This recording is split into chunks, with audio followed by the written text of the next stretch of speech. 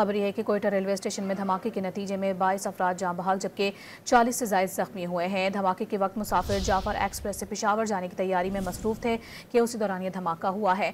क्या तफसीलात सामने आई हैं, जानेंगे डॉन न्यूज़ के नुमाइंदे अब्दुल्ला जहरी से। अब्दुल्ला, तहकीकात कहाँ तक पहुंची है और क्या तफसीलात बताई जा रही है इस हवाले से?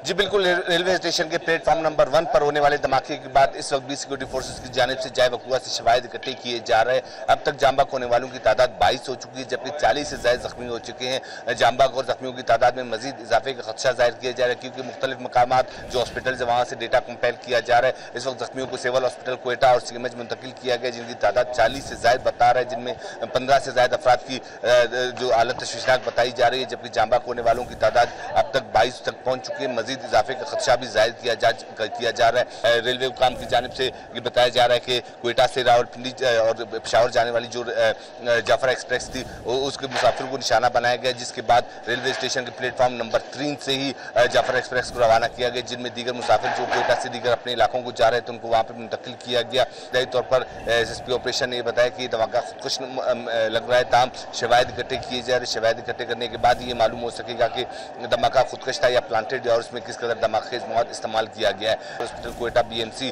और सीएमएच में इमरजेंसी नाफिज कर दी गई। तमाम अस्पतालों में जो डॉक्टर और दीगर अमला है उनको फौरी तौर पर उनकी छुट्टियां मनसूख करके उन्हें हॉस्पिटल पहुंचने की हिदायत की गई। सिविल हॉस्पिटल में इस वक्त बड़ी तादाद में जख्मियों को तिबी इमदाद दी जा रही, जहाँ से CMH मुंतकिल किया जाएगा। जी।